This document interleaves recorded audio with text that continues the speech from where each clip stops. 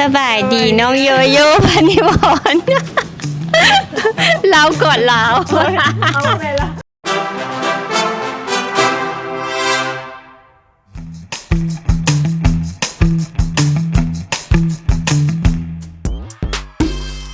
มื้อนี้คือจังไดคือสิมาทดลองผลิตภัณฑ์ของเอื้อยเอาแท้ๆโยหันมีปัญหาเรื่องผิวโดยตรงก็คือแบบมันผิวมันบ่สม่ำเสมอมันเป็นแบบจุดๆขาวๆอีหยังสินะประมาณแบบนี้ก็เลยว่าอยากลองอยากให้มันผิวสม่ำเสมออยากว่ายังไงก็อยากขาวขึ้นอยากให้มันมีออร่าขึ้นเพราะว่าเห็นเจ้าของเพิ่นแบบมีการเปลี่ยนแปลงเจ้อก็เลยอยากเปลี่ยนแปลงนะเพิ่นเอาง่ายๆเด้อนอนโมง2 โมงนี่นะหน้าตื่นขึ้นมากับบ่โซมบ่ได้เลยเนาะแม่นมื้อนี้ก็สิให้โยลองเดือนนึงแล้วก็แต่ละอาทิตย์โยต้องมาเฮ็ดรีวิวให้เอื้อยโอเคสั้นเดี๋ยวเอ้ยสิพาโยไปเบิ่งกลุ่มคนที่โยรับสมัครมาทั้งมีคนเรื่องผิวทั้งตุ้ยเนาะมาแต่มีคนหนึ่งเด้อที่ผิวดีอยู่แล้วแต่ยังบ่พอใจเดี๋ยวเราไปเบิ่งกันเลยเนาะ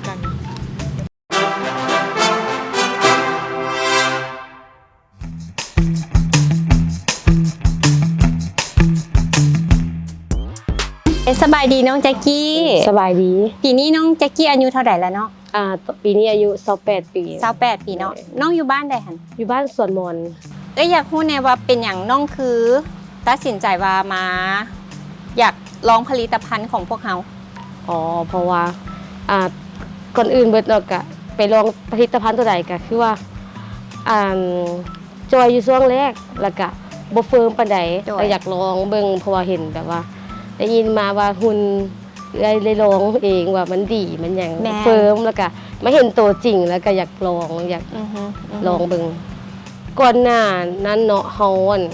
น้ำหนักประมาณ50ต้น50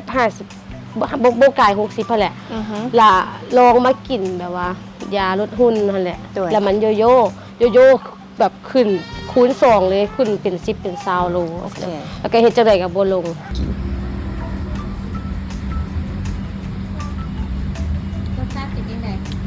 แซ่บ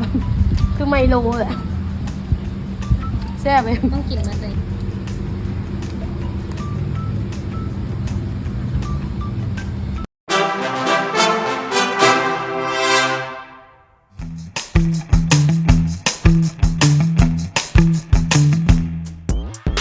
สบายดีนุ้ยสบายดีปีนี้น้องจะปีแล้วเนาะปีนี้27 ปี27 ปีเนาะโดยน้องเคยมีปัญหาเรื่องเกี่ยวกับหุ่นผิวพรรณแนวใดเนี่ยผ่านมาก็เคยเป็นคนผิวขาวเคยเป็นคนจอยเนาะแล้วบัดนี้แม่เขาจะเอิ้นว่าแม่หลังคลอดนะแล้วก็ลูกกับบ่แม่นวันน้อยๆเลยลูกก็11 เดือนแล้วเนาะแต่ว่ามันยังมีปัญหานี้อยู่เป็นลูกหัวสาวอะแม่นละลูกคนแรกเลยโอเคแต่ก่อนหน้านี้น้องน้ำหนักประมาณเท่าไหร่ก่อนที่ว่าสิมีลูกเนาะเขาก็ประมาณ50แต่พอผ่านมาเป็นสาวแมน48 49เจ้าโดยแล้วที่ผ่านมาเคยกินผลิตภัณฑ์อื่นบ่เคยกินแล้วเคยลองมา 2-3 อย่างดีท็อกกะกินกะถามว่าเห็นผลบ่กะแค่เฮ็ดให้เฮาระบายเนาะดีท็อกเนาะแต่ว่าเป็นยาลดหุ่นทำจะเฮ็ดให้เฮาเมื่อยแล้วก็แบบจนได้ถึงขั้นเข้าห้องหมอนะขนาดนั้นคุณว่าแม่นแล้วก็ถ้าถามว่ากินแล้วลงบ่ถ้าอดได้น่าจะลงแต่มันจะกลับมาโยโย่กินให้หมดเลยด้วยมาเบิร์ดเนาะอย่างเกาะพิซซ่าเป็นประมาณว่ารสชาติบางอันงูนี้อย่างประมาณนี้นะคือมีกลิ่นคิวยาบ่เป็นคล้ายๆแบบขนมของเด็กน้อยประมาณนี้นะง่ายบ่แม่เพราะว่าเขากินยาแบบอันนี้แนะนำให้กินก่อนนอนตอนท้องว่างแซ่บนี่หรือข้าวกาแฟกลัวหน้าอีกแล้วเนาะไม่ได้กินแบบนี้ในแบบนี้ซุปถ้าเขาไม่ทำเป็น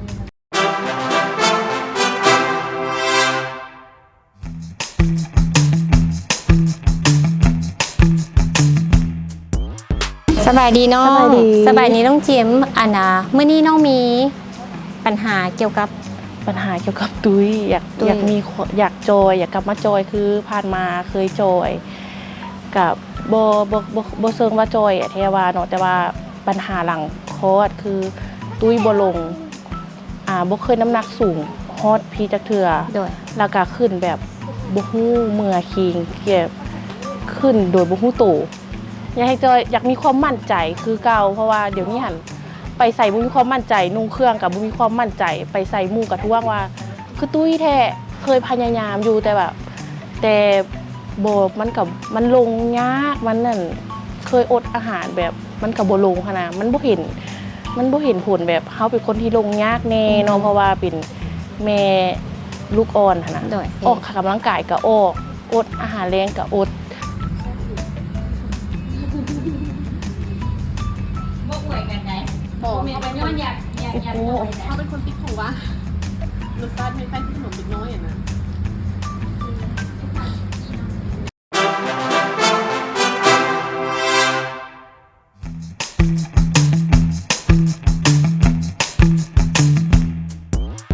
บายดีอิว โดยสบายดี โดยอิวอายุตอนนี้ประมาณเท่าไหร่ 31 ปี 31 ปี โดย ที่ผ่านมาเคยจอยสุดประมาณ จอยสุดสมัยเรียนมหาลัยแมันจอยสุดประมาณ57โลสูงสุดขึ้นสูงสุดแม่นประมาณ61โล 61 โลมหาวิทยาลัยตอนนั้นแมนอายุประมาณ ประมาณตอนนั้นประมาณ22 ปีประมาณ 22-23 ปี โด เนาะ ย แต่ว่าน้องเคยกินผลิตภัณฑ์ตัวอื่นที่เกี่ยวกับพวกอาหารเสริม เกี่ยวกับลดความอ้วนบ่ เคยเป็นกาแฟเดแต่ว่าก็กินได้ด้ำซอง ย้อน เลยย้อนมาเวลาเขากินแล้วค่ะนะมันเห็นให้เราบ่อยากเข้าอยู่แต่ว่ามันจะบีบอันนี้ค่ะนะแล้วเฮ็ดให้เรามันสั่น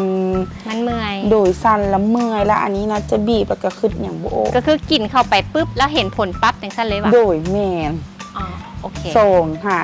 มื้อ อือฮึก็คือซองทำอิฐก็เห็นเลยบ่หรือว่ามื้อที่สองมื้อที่สาม มื้อที่สองเริ่ม อือฮึ มื้อที่สองก็เลยว่าเซากินก็เลยว่าคิดว่าบ่อยากกินนั่นอย่าลดความอ้วนอีกนะ โดย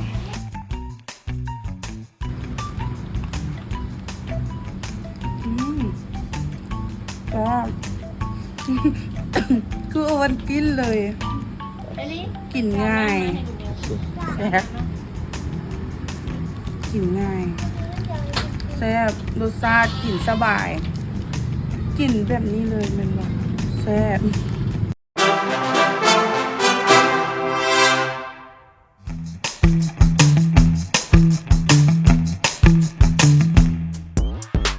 สบายดีน้องซ้อย โดยสวัสดี ปีนี้อายุน้องเท่าไหร่ละ อายุ23ปี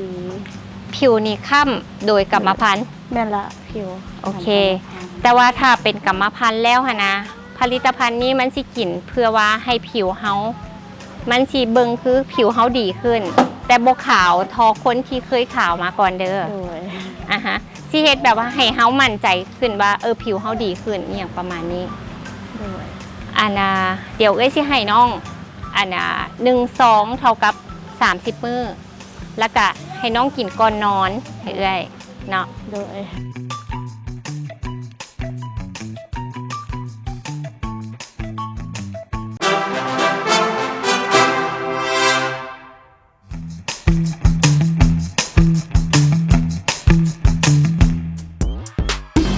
สบายดีเปีย โดยสบายดี อันน่ะปีนี้น้องอายุเท่าไหร่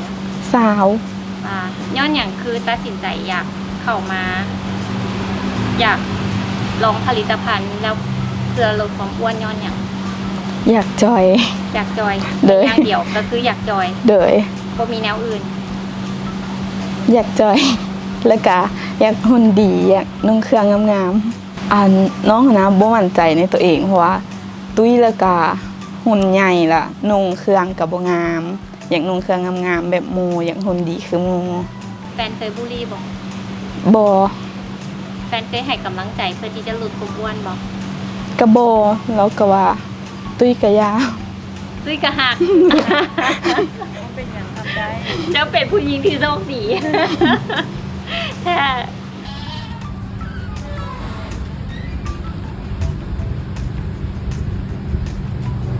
รสชาติเป็นอะไร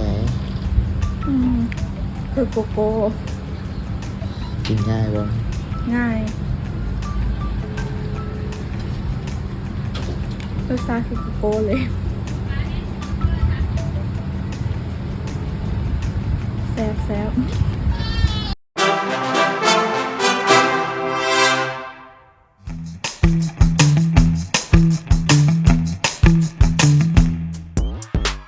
สบายดีน้องคนงาม ผิวงามแล้วคือมาอยากทดลองผลิตภัณฑ์อีกถามแท้ อยากขาวแล้วก็อยากใส่ ซัมนี่ใส่ยังบ่พอ บอมันยังรู้สึกว่าผิวคล้ำอยู่ สั้นตายผิวน้องกับผิวนี่นะเทียบกันผิวน้องดีกว่าผิวอีกใดก็กินแต่ว่ามันบ้าง่ายๆว่าผิวมันสิว่าจังไดคนผิวสีแทน ได้แต่แค่นี้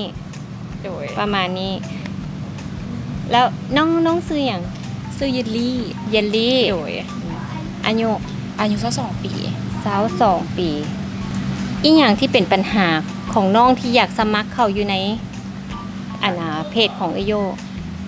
ก็คืออยากมีแบบอยากงาม อยาก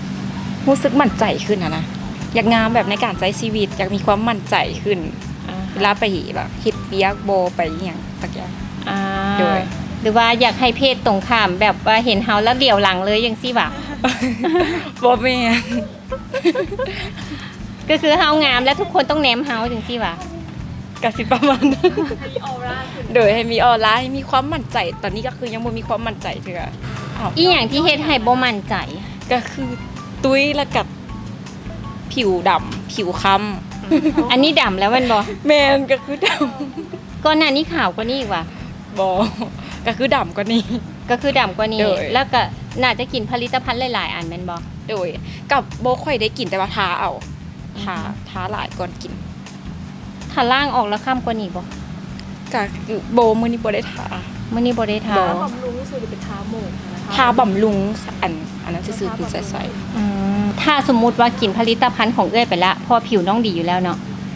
แล้วมันเฮ็ดให้บ่ได้แบบออร่าขึ้นกว่านี้ แล้วน้องสิรู้สึกแนวใด ๆรู้สึกแนวใดวะ รู้สึกเสียใจบ่ที่ว่าสมัครเข้ามาอยู่ในนี่ประมาณนี้ กับบ่รู้สึกเสียใจเพราะได้ทดลองแล้ว อ้าวโอ เล เค ย แต่ถ้าดีแล้วสิคิดว่าถ้าผลิตออกมาแล้วน้องคิดว่าน้องสิ ก็ต้องได้ซื้อกินแล้ว ต้องได้มากิน เพราะว่ามักผิวใสอยู่แล้ว โอเค โดย น้องสิได้สิ่งนั้นก็คือผิวน้องขาวอยู่แล้วเนาะ เออ มันสิบกขาวขึ้นเติมกว่านี้ แต่ว่ามันสิเฮ็ดให้ผิวมันไบรท์ขึ้น โดย ใสขึ้น แล้วก็เนียนขึ้น โดย จากที่ผิวน้องยังบ่เนียน โดย น้องขาวแต่น้องยังบ่เนียน โดย อ่ะ นี่แหละคือปัญหาก็คืออยากได้ผิวแบบรู้สึกแบบบ่ต้องแบบบ่ได้ถึงกับว่าขาวอะไรก็แบบเนียนๆแนแบบใสๆอะนะแต่ว่าอันนี้ยังเป็น อัน แบบ ที่ได้ผิวคือเด็กน้อยนี่คงสิบ่ได้เด้น้อง บ่ได้ให้ฮอตผิวเด็กน้อยก็คือแบบอยากให้มันอันนั้นก็นี่อ่ะมันจะเป็นแบบผิวใหม่อยู่ตอนนี้นะ โอเค ด้วย ผิวเราสิเป็นจุดเป็นจ้ อืม ำขาวกับบวกขาวแบบเนียนไปเลยค่ะนะ อืม ประมาณนี้ ด้วย โอเค โดยเดี๋ยวทิศหน้าเขาเจอกันไหมเนาะ ด้วย โดยขอบใจหลาย ๆ เด้อน้อง เข้าใจว่า โดย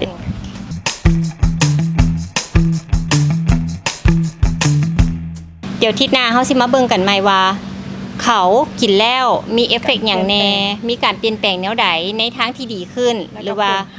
ผลที่ว่าเขาจะได้รับ แมนเขาพอใจหรือบ่อย่างสินะเนาะ เยอะว่าอาทิตย์หนึงก็เริ่มจะมีการเปลี่ยนแปลงหรือ แม่ เห็นเริ่มมีการเห็นผลมา อาทิตย์แรก ๆ นี่ มันก็สิเห็นผล แต่ว่าก็บ่ได้เห็นผลหลาย แต่ที่สำคัญนี่เห็นผลแน่นอนอยู่แล้ว แต่ ล่ะ แอมเอาให้คนหนึ่งต่อเดือนหนึ่งเลยแมัน ถู บ่ กต้อง แต่ว่าแต่ละทิศเฮาก็สิมาเฮ็ดรีวิว อือฮึ ทุกๆทิศเพื่อเห็นความเปลี่ยนแปลงของคนที่เข้ามาอยู่ในชาเลนจ์ของเฮาเดี๋ยวทิศหน้าโยมาคืนเนาะ โดยเราต้อง โอเค มาให้ทุกคนเห็นผิวโย ทิศหน้าเจอกัน บาย